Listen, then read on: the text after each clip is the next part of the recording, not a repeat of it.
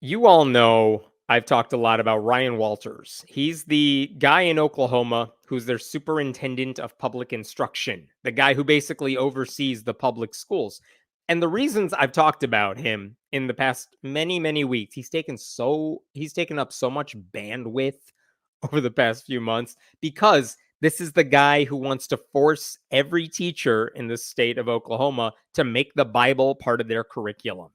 And he is a guy who has backed taxpayer funded Catholic charter school. He backed that. The Oklahoma Supreme Court said it's illegal, but Ryan Walters was one of the guys pushing for it. He has tried to put Christian chaplains in public schools. He has tried to copy Louisiana and get a copy of the 10 Commandments in every classroom. He's put PragerU materials in classrooms. He said the Tulsa Race Massacre has nothing to do with race.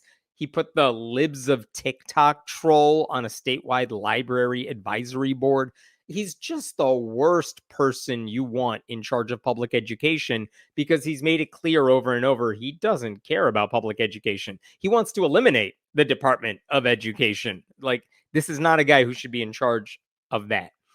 But the reason I was surprised to see his name in the news recently is that it seems like his antics are making even Republicans in Oklahoma mad to the point that they're thinking about impeaching him, which it's about damn time. But here's what happened. A couple of weeks ago, on August 13th, about 10 days ago, the head of the State House Committee on Education, this guy's name is Mark McBride. He's a Republican, runs the Education Committee in the House. He sent a letter to the Speaker of the House saying, we need to investigate this guy. And he actually listed 6 reasons Ryan Walters needed to be investigated. And what's interesting about those 6 reasons is that none of them were like, this guy wants to put the Bible in schools. That's crazy. This guy wants to eliminate separation of church and state. We can't allow that. No. These are still Republicans. So all those culture war issues, they didn't mention those at all. But I did want to share with you the 6 things they mentioned because they are bonkers for very different reasons. And it's kind of interesting to see Republicans bring this up. This is the letter sent from Mark McBride. You see his name in the upper left on August 13th, and he sent it to Charles McCall, who's the Speaker of the House. And he says, look at this first line. I am writing you to express my concerns about the current actions of State Superintendent Ryan Walters and the Oklahoma State Department of Education. And so, okay, I'm not going to read this whole 3-page letter, but a couple things that are interesting that he mentions here. Let's see. The first thing he brings up, let me see if I could pull this up here. Yeah, here we go. Here's number 1 on the list. Below is a non-exhaustive list of recent actions from Ryan Walters and the Board of Ed. Look at number 1. The Board of Ed and Ryan Walters have denied entry to executive sessions of the Board of Education to members of my committee, as well as members from my companion committee in the state Senate. That violates the law. Basically, what he's saying is the Board of Education has meetings. Those are public. I mean, the public can see those on TV and whatnot. But sometimes the Board of Education goes into executive session where it's closed to the public. And that might be okay in certain cases. However, the House Committee on Education and the Senate Committee on Education, those meetings are not supposed to be secret from members of the legislature. And yet Ryan Walters and the Board of Education have not allowed those committee members to see what they're doing behind closed doors. That's shady as hell. And that violates the law. So yeah, that's problematic for obvious reasons, right? And it didn't just happen once. Check out this article. Disappointing. State Board of Education denies 3 lawmakers attendance in executive session. And this is from July. So this has been going on for a while where Ryan Walters won't let anyone see what he's doing, which is disturbing and arguably illegal. So that's just number 1. All right, what's number 2 here? Number 2 is that Ryan Walters, let me see if, there we go. Number 2, refusal or significant delays in answering inquiries from this committee and from the senator who runs the Education Committee. So basically, They will ask questions of the Board of Education because that's their job as lawmakers. And because they are lawmakers, Ryan Walters and his team have to respond to them. That's how it works.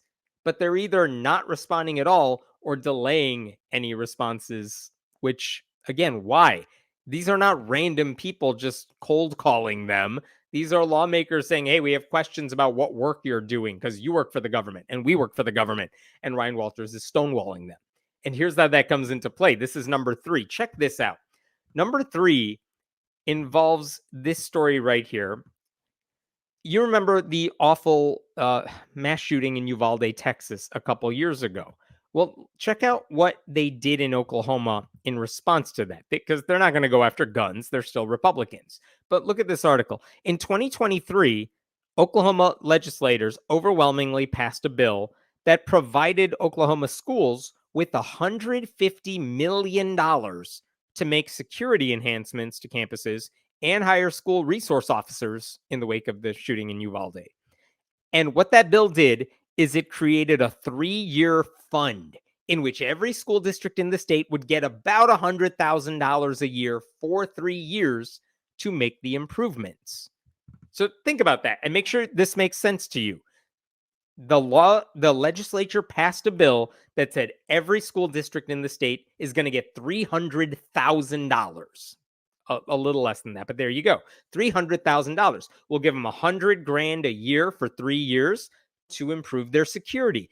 They could hire another police officer for their school. They could, I don't know what else they would do. Bulletproof the doors. I don't know. Like they just need to get rid of the guns. They're not going to do that. But okay, $300,000 for security. What a lot of districts decided to do, though, is they said, there is something we want to do that would help with security, but it costs maybe $200,000.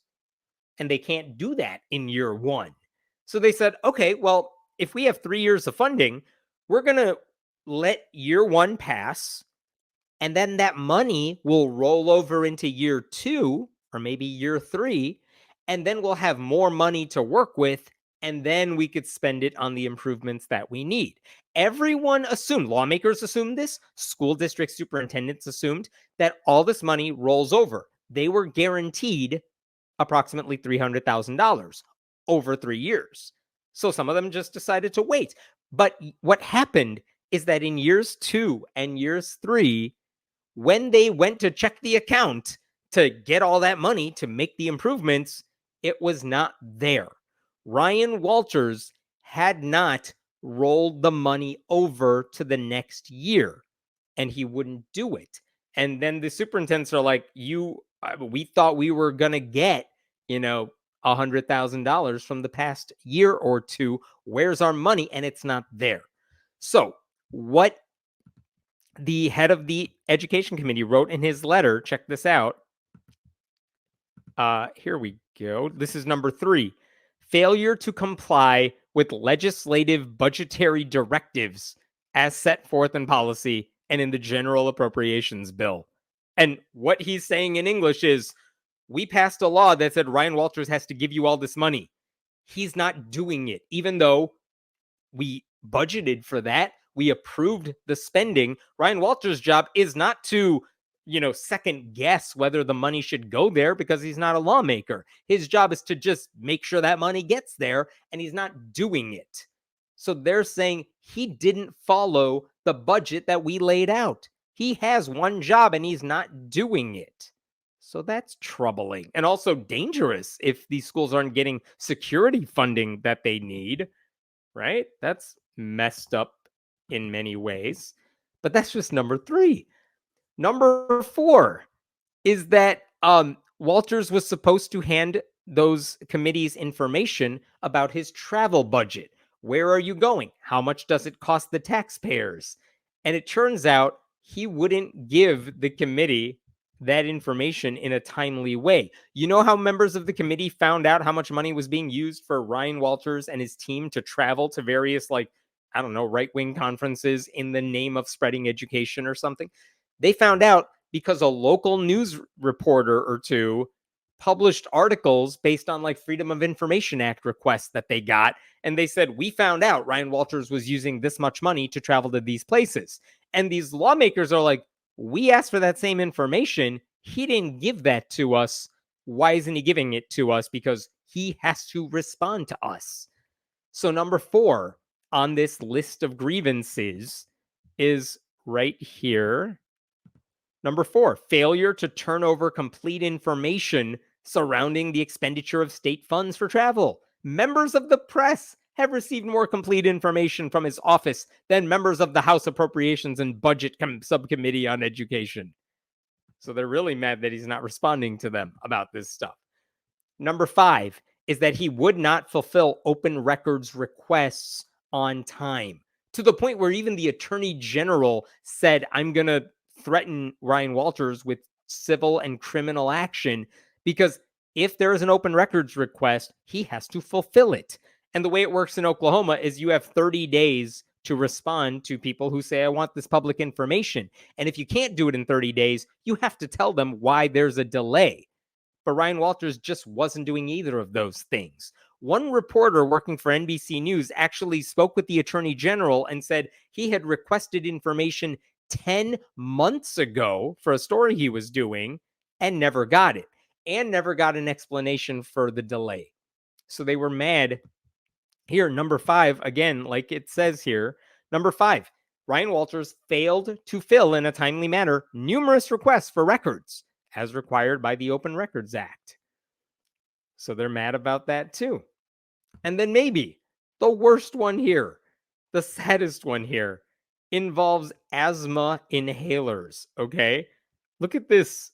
Look at this headline from the Oklahoman, because this is from like 2 weeks ago. Oklahoma Education Department, sitting on funds for emergency asthma inhalers. And check out this right here.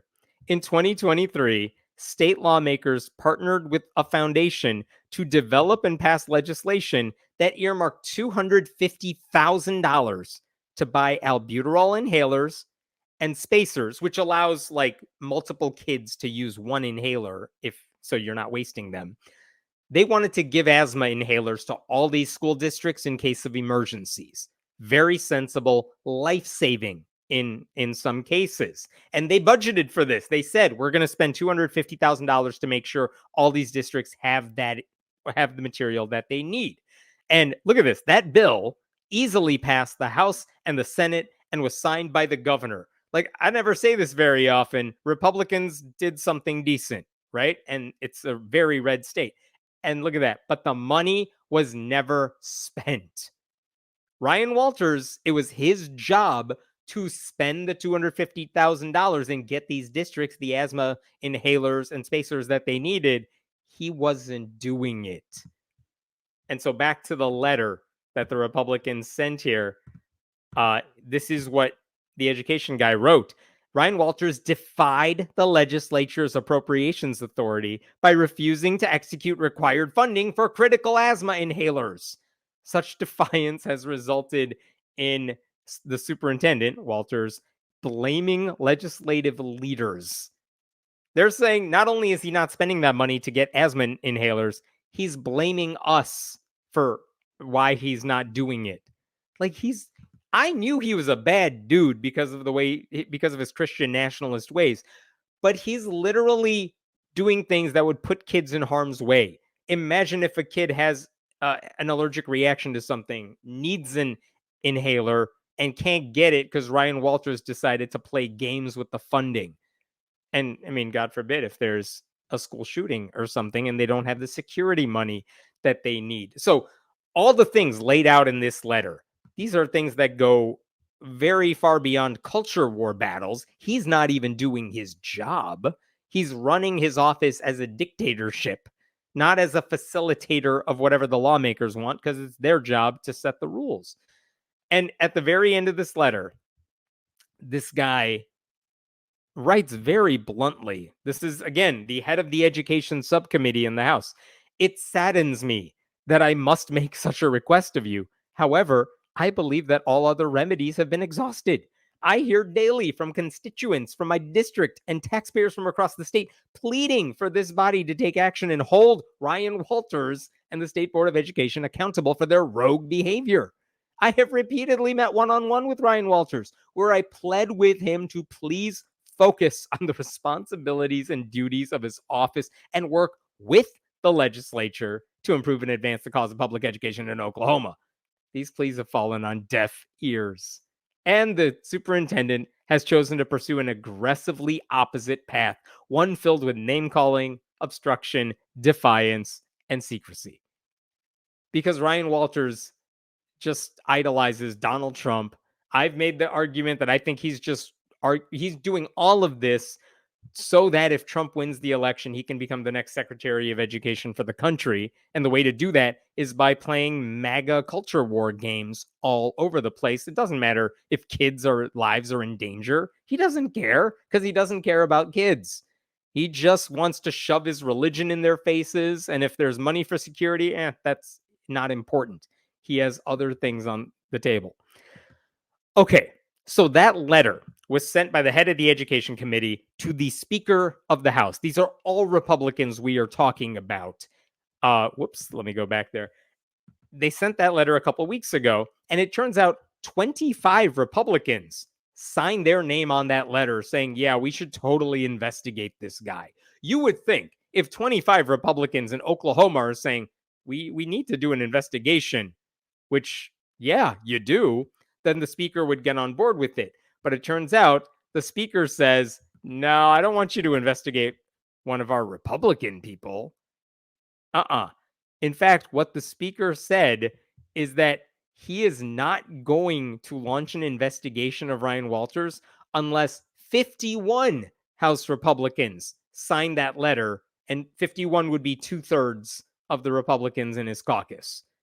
He's saying unless like 66% of Republicans do it, we're not doing it. So right now, there is no investigation, at least not the one McBride requested, happening. So that's messed up because the fact that they got 25 Republicans to say we should investigate a Republican, I mean, kudos to them. That takes courage for them to say that. How do you peel off the more MAGA faithful and say, yeah, we should actually do our job and look after the oversight of this guy? You think they're going to peel off another 25 Republicans from Oklahoma? Of course not. So the Speaker of the House is effectively stonewalling a thorough investigation. Why is he doing it? I don't know. Maybe because he likes Ryan Walters. Maybe because he fears that if they get to do an investigation, we might discover a hell of a lot more shady stuff that Ryan Walters is doing, and that would make the party look bad. So, I mean, those are my hunches for why he doesn't want the investigation to proceed. And then, after all that, even though there's no investigation going on right now in that sense, Ryan Walters this week held a press conference, or at least put out a news release, where now he's just like, oh, they're not going to investigate me. So I'm just going to rub this in their faces that I'm more powerful than they are. Here's what he said. I want to show you this article here. State Superintendent Ryan Walters calls on McCall, the speaker, and McBride, the guy who wrote that letter, to begin impeachment proceedings. And look at this. This is Ryan Walters speaking to them. I am calling on both of them to begin their impeachment proceedings Monday, he said during a news conference on Friday. It's time for Oklahomans to have the answers. Basically saying, yeah, investigate me all you want. Go for it. And he's saying that because he knows they're not going to investigate him. He's rubbing it in their faces, saying, yeah, come after me. I dare you, because you're cowards. You're not going to do it. And now he comes across as looking like the good guy, saying, yeah, I have nothing to hide. You can investigate me, because he knows they're not going to go forward with that, because he has an ally in the Speaker of the House. But guess what? He's not stopping there, because I'm going to, where did Ryan? Oh, I'm going to back up for a second.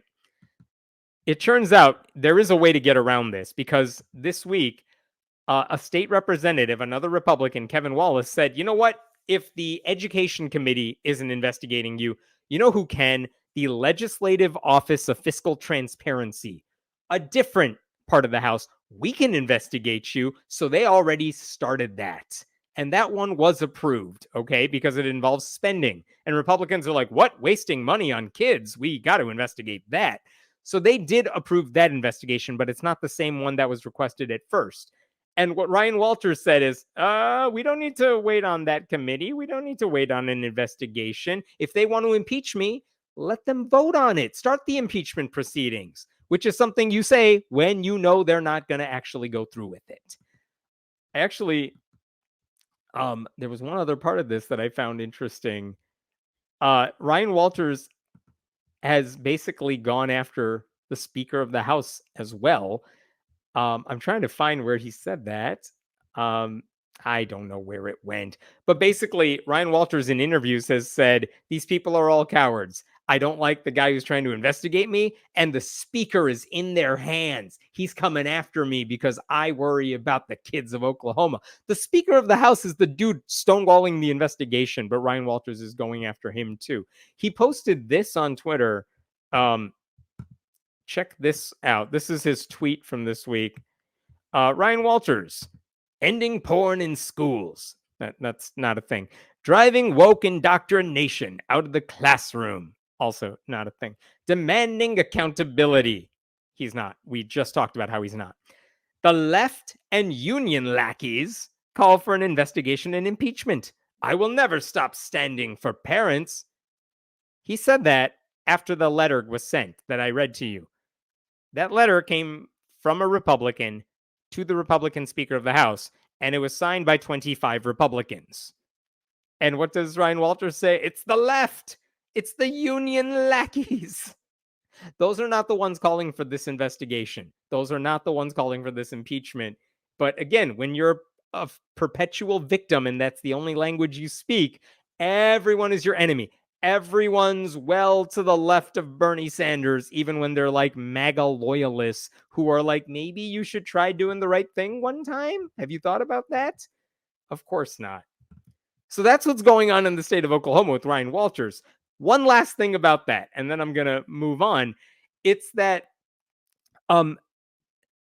he also this week, was it this week? Recently, the U.S. Department of Education put out booklets for every state because the U.S. Department of Education gives funding to all the states for public education. And so they want to make sure money is being spent in the right places. And if there's any deficiency, they want to know where it is and they want to give the state a chance to fix the problem, which is what you want the Department of Education to do.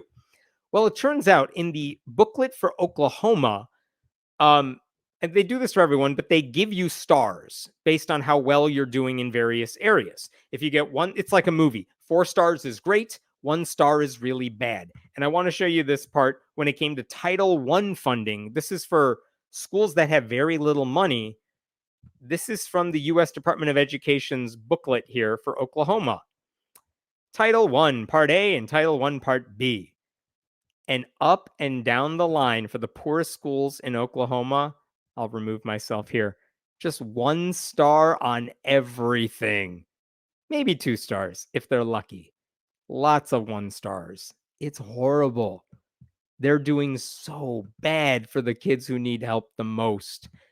And if I can pull up this article from the Oklahoman, the grading chart ranges from 1 star to 4 stars. Look at the second sentence right here. Oklahoma received 1 star in 32 of the 52 categories measured, and 2 stars in 7 others. They're so bad. And again, when the 1 star does not mean we're not going to give you the money, it means you have a limited amount of time to fix the problem if you want to keep getting the money. Oklahoma is one of the worst states when it comes to education in the country. And what did Ryan Walters' team say after all this? Here's what they responded with, like, why do we suck so bad? The spokesperson for the department did not answer those questions.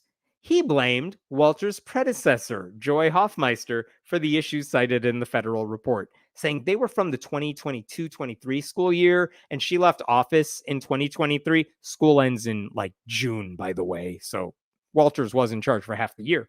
And Walters has been the state superintendent ever since. So they're basically blaming his predecessor even though he was literally in office for a full semester when they're failing. And then he says many of the issues raised in the report have been addressed in a report last summer from the Legislative Office of Fiscal Transparency. Sure, they have. That's why everyone thinks of Oklahoma as where you go for great education. Like, again, the moral of the story here, Ryan Walters is not just a culture warrior who has no business running public schools. He's a guy who's just bad at his job. He doesn't give money when it's supposed to be given out. He is sitting on things that could hurt students. He's sitting on money that could help students because he doesn't care about them. He doesn't care if they get hurt. But it just shows you how the Republican Party and Christian nationalists work. They always fail upwards because their voters do not give a damn about public education either. The only people who have any sort of oversight power are the Republican officials. And as you could see from here, even when they try to offer oversight, they can't do it because they keep getting held back by their own people. I mean, if the legislature is too cowardly to impeach Ryan Walters and conservative voters are too gullible to elect people who actually know what they're doing, Oklahoma's not going to improve one bit. He's so frustrating. I'm going to stop there for this story. Apologies for missing all of these. Who's number one when it comes to education? I think the answer is just not the South. That's it. It's probably like Massachusetts or Connecticut or something. I'm not sure. But, I mean, and it depends on which metric you're using. But you know what? Oklahoma's not on that list, not anywhere near the top. I see that Walters was honored by Harding University as outstanding young alumnus. Many of my friends went to Harding. I went to their affiliated summer camp. Yikes. Harding is a very conservative Christian school. True story.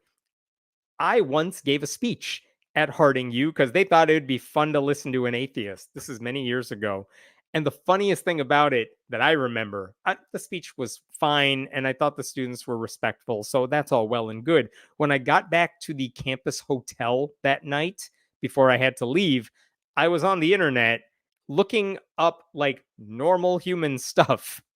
And basically every website where I get news from was filtered and I couldn't access it because it was I don't know, what's the word for it?